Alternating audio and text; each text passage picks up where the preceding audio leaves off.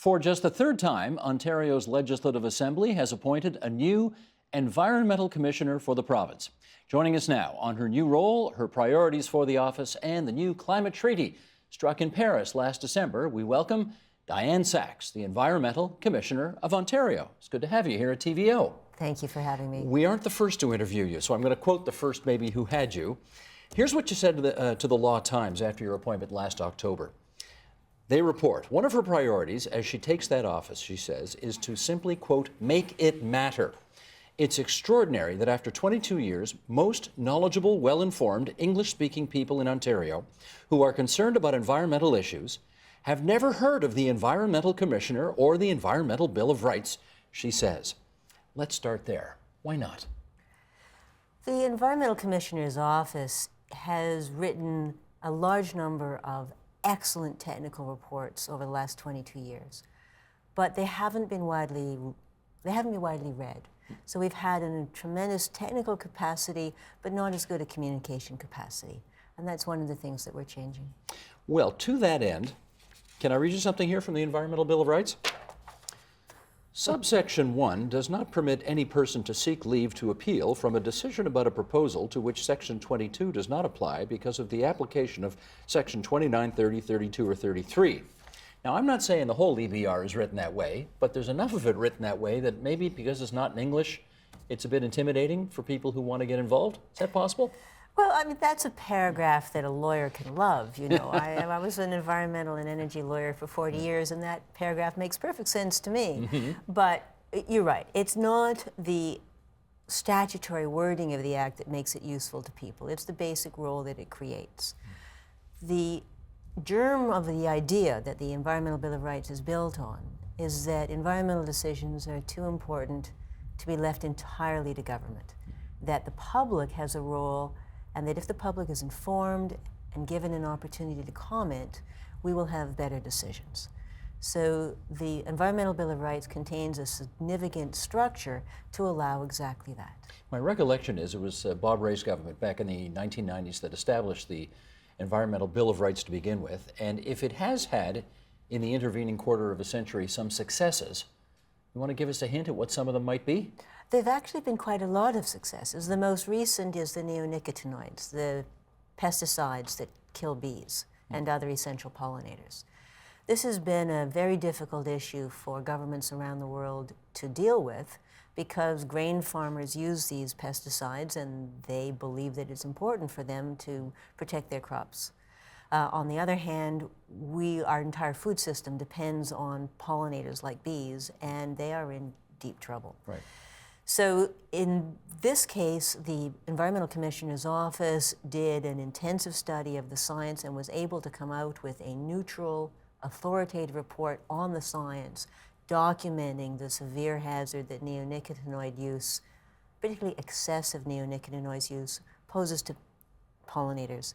And on the basis of that report, the Ontario government has been able to go ahead, change the regulations, and we will now see far less neonicotinoid use in Ontario, and we should help keep our bees alive. That's something that obviously has far-reaching implications. Yes. But it may not be something that people who get up in the morning and think about their day necessarily think about. Well, they should if they would care about their food. But yes, there are lots of other examples. Here's a much humbler example. Sure. Drying your laundry. Mm-hmm.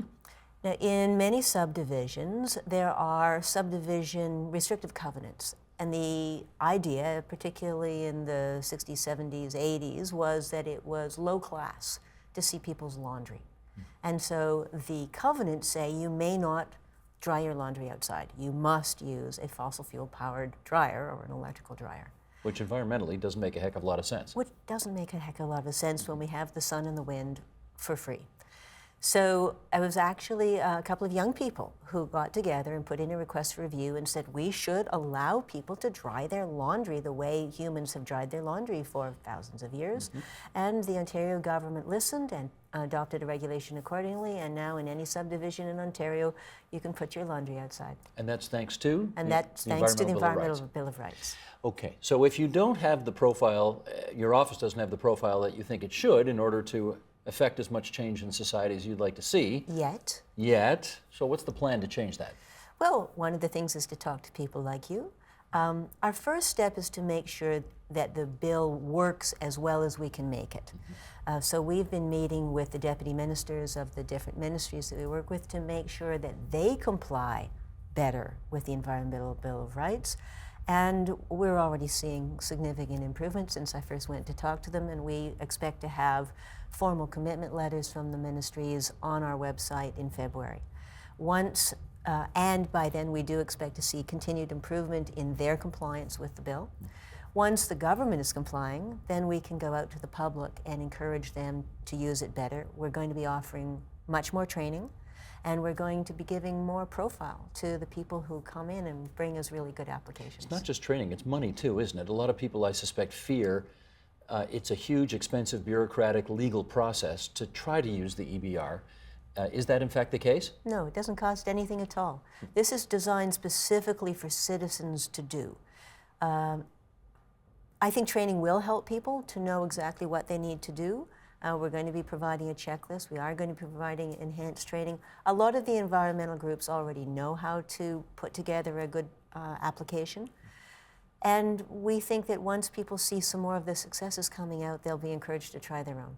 Okay, let's talk about what I suspect is the most important environmental story of the last many years, which happened towards the end of last year, which was the agreement arrived at by 190 plus countries in Paris. You were there, weren't you? I was. What was the highlight for you of that conference? Well, the highlight was reaching the agreement.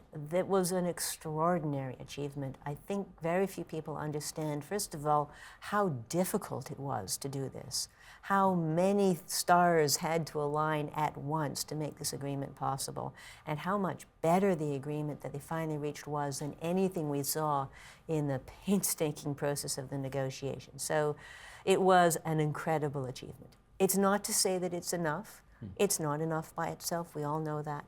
But in terms of a real tipping point for both national governments and subnationals and non-state actors around the world, it was astonishing.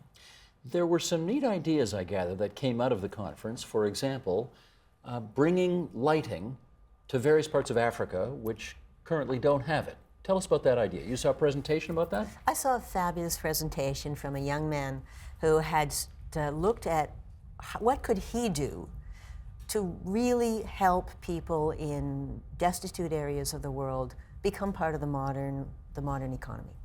And what he realized was that in many of these villages where they don't have electricity and they don't have any way to charge mobile phones, use radios, have light in the home at night, which means the children can't study for school, and they're burning kerosene in the house, which is making people sick from the fumes.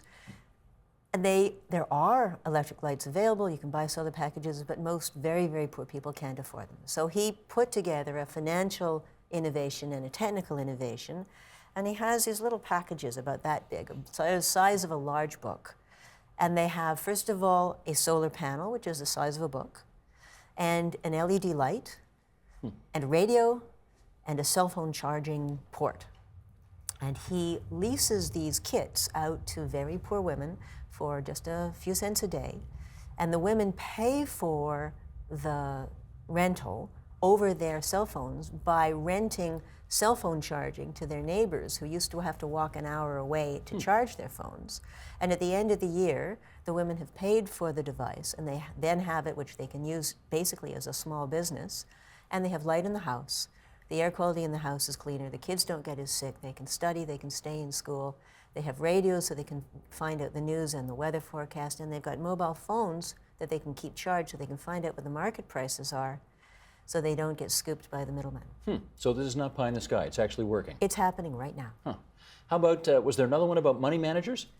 Well, one of the big excitements of the conference, in addition to what was happening in the formal negotiations, were the hundreds of other initiatives that were brought forward using the Paris conference as a platform to say, we're going to do something better. And one of the most exciting was the Portfolio Decarbonization Initiative, which is the recognition by big money managers around the world that in ignoring the risk of carbon is now impermissible because there are physical risks, there are liability risks, there are stranded asset risks, and there are reputational risks, which are now a necessary part of the fiduciary duty of any money manager in the world. What happened in Paris that left you disappointed? Well, the most frightening thing in Paris was learning about the science. I thought that I was pretty up to date with how bad things are and how fast they're moving, and in fact, it's much worse than I thought. And one of the biggest factors is just that in this entire process of planning ahead of how bad it's going to be, we have left out one of the biggest sources of carbon in the world, which is the melting of the permafrost. So the challenge is ever bigger than we knew, the urgency is greater, and it's fabulous to see people around the world finally recognizing we need to do something and getting on it. It probably helped that right in the middle of the conference there were $5 billion worth of floods around the world, 4 billion alone in India, the huge flood in northern England as well as... It helped because it seized people's attention at the conference? It seized people's attention. I mean, India was one of the big players. India was widely recognized as one of the obstacles to an agreement. And India suffered a $4 billion flood during the conference. So people all around the world are starting to recognize. In 1992, when I went to the Rio conference, we thought we were talking about a problem that would matter to our grandchildren, which I didn't have at the time. In 2015, we realized it's a problem for us all right now and moving fast. No time to waste. No time to waste.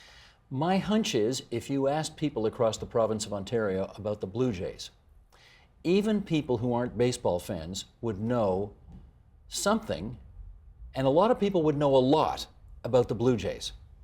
My question for you is, do you think there is that general knowledge, general interest, general appreciation of where we are environmentally right now as it relates to climate change? I'm so glad you didn't ask me about the Blue Jays. I think even you would have got something right if I'd asked you a question about it. I'm not sure. Come on, who was the MVP in the American League last year? Oh, you're kidding. I'm not kidding. Come on, he plays for the Blue Jays. You got to know that. I'm sorry. Oh, Commissioner, we got to talk. But you're absolutely... Who is it, Tina? Donaldson. There you go, Josh Donaldson. Tina's not a massive baseball fan. Well, she is now. Everybody knows but me. That's now. Fantastic. I know that Johnny Bauer played for the Leafs once. Okay, we're going back a little bit with that one, but anyway. Okay, that's my sports knowledge. But in terms of the awareness around the province, you're absolutely right. People here don't understand how serious it is, and one of the reasons we don't is we've been relatively untouched. We are a long way from the oceans. Our homes in southern Ontario, at least, are not going to flood when the seas rise, as the seas rise. We have not had anything here yet as serious as the ice storm. No, but we had some days in the middle of December where it was 13 degrees outside in Ontario's capital city. And we've already lost our apple crop once, and we're probably going to lose other crops. I mean, we are seeing major changes. Lots of people are going to lose money this winter because of the lack of snow. How many trees are going to be lost because the frost, when it comes when the tree isn't dormant and there's no snow cover. But in terms of the kind of disaster where the city is flooded, as in Chennai or in New York, or an ice storm, or the kind of drought they're having in California, those are the things that have really focused people's minds. We hopefully will be able to learn without having to suffer that much. So let me ask you this. The Ontario government, in its wisdom, has decided that it wants to move forward with a cap and trade system, right, in order to deal with our piece of the climate change puzzle. Yes. What's your view on that approach? Hallelujah. It's really about time. Again, the entire world recognizes that we need to put a price on carbon. If we want to give a financial incentive to people to reduce the pollution that they create, the greenhouse gas pollution that they create, we have to put a price on it.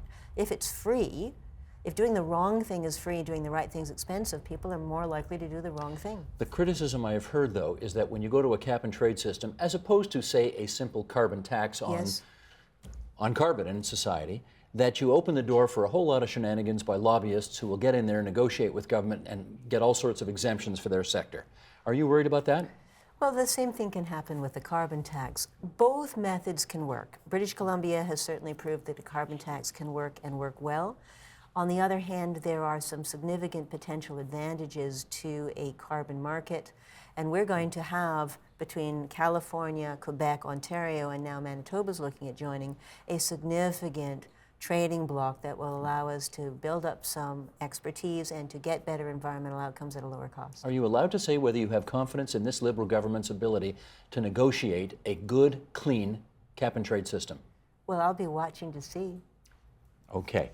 Let's finish up on this. Here's another quote that you gave to the Law Times back in November of 2015. It seems to me that I have a flashlight, a can opener, and a megaphone. And what we're working on right now is what are the most important things we can do with those tools. Let's go through them.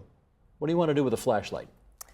The point of the flashlight is to direct public attention to critical issues, such as fossil fuel subsidies, which is one of the big obstacles to making a level playing field. But I also have an opportunity to convene conversations, to draw people together. And for example, one of the things we did last year was to convene people from all around the Ontario economy about the lack of access to good climate data so that people can plan going forward. No one had done that before us. How about the can opener? What's that for? Way to get information. From whom? Well, from government. That's our power. And you can force them to, can't you? We can subpoena them. You can subpoena them. You have subpoena powers to bring premiers, ministers, deputy ministers forward. It's not limited. It's not limited. Okay. And lastly, the megaphone. What's that for? Well, the megaphone is for communicating. It's for getting that once we have established the science and the facts on something, how do we get that out to the public and to the decision makers? And we'll be hopefully talking to people like you. I have to tell you, your predecessor, Gord Miller, was a hell of a good communicator. I mean, the guy could do an interview. What can you do that he hasn't already done that you think can improve the profile of your organization? I guess we'll have to find out. Okay. Well, we'll keep watching. Commissioner Dianne Saxe, Environmental Commissioner of Ontario, it's good of you to join us at TVO tonight. Thanks so much. Thank you. Help TVO create a better world through the power of learning. Visit supporttvo.org and make a tax-deductible donation today.